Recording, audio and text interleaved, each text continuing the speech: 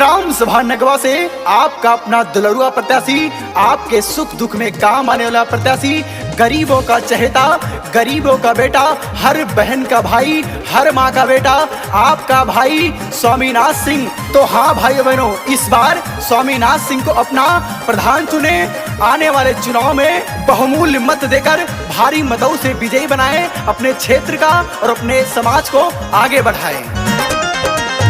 बाटे नगवा के शान करते हैं सबका सम्मान, स्वामीनाथ भैया को ही जिताना है, स्वामीनाथ भैया को ही जिताना है, जिताना है हो जिताना है, जिताना है हो जिताना है, नगवा से प्रधान बनाना है, स्वामीनाथ भैया को ही जिताना है।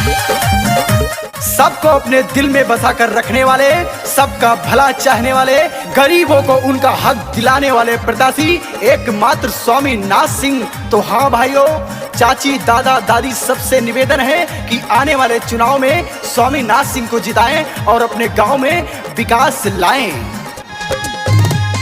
जनता ने है ठान लिया इस बार न धोखा खाएंगे, स्वामीनाथ भैया को ही अब प्रधान बनाएंगे, अब प्रधान बनाएंगे, अब प्रधान बनाएंगे। समाज सेवा में भैया बढ़े चढ़ के हिस्सा लेते हैं, इसीलिए तो भैया जनता के बड़े चहेते हैं। भैया लेते हैं जो ठान, पूरा करते हैं वो काम, ग्राम सभा नगवा को चमकाना है, स्वामीनाथ भैया को ही जिताना है, जिताना है हो जिताना है, जिताना है हो जिताना है, नगवा से प्रधान बनाना है, स्वामीनाथ भैया को ही जिताना है। सुना है आज समुंदर को बड़ा गुमान आया है, अरे कश्ती उधर ही ले चलो जिधर तूफान आया है। और जिधर भी जाते हैं हमारे स्वामीनाथ सिंह जी, सब लोग कहते हैं एक अच्छा इंसान आया है। तो भाइयों बहनों, इस बार ग्राम सभा नगवा से स्वामीनाथ सिंह को जिताना है और अपना ग्राम प्रधान बनाना है।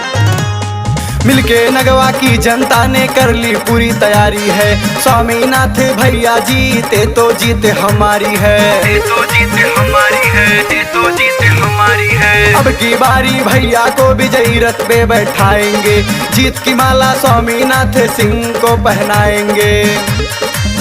जनता ने लिया अब ठान, झुकने देंगे ना सम्मान, पूरा नगवा भैया जी का दीवाना है, स्वामीनाथ भैया को ही जिताना है, जिताना है हो जिताना है, जिताना है हो जिताना है, नगवा से प्रधान बनाना है, स्वामीनाथ भैया को ही जिताना है। चुनाव नहीं अब रण होगा, युद्ध बड़ा भीषण होगा, जन जन की है यही पुकार, स्वामीनाथ सिंह अब की बार। तो भाइयों बहनों, इस बार ग्राम सभा नगवा से स्वामीनाथ सिंह को जिताना है।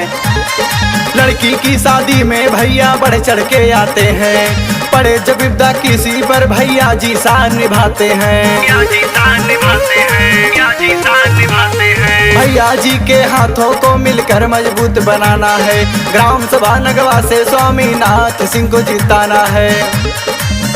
अंकित तिवारी है गाते गाना, भूल नहीं जाना, स्वामीनाथ सिंह का साथ निभाना है, स्वामीनाथ भैया को ही जिताना है, जिताना है हो जिताना है, जिताना है हो जिताना है, नगवा से प्रधान बनाना है, स्वामीनाथ भैया को ही जिताना है। बाटे नगवा के शान करते हैं सबका सम्मान, स्वामीनाथ भैया को ही जिताना है, स्वामीनाथ भैया को ही जिताना है, जिताना है हो जिताना है, जिताना है हो जिताना है, नगवा से प्रधान बनाना है, स्वामीनाथ भैया को ही जिताना है।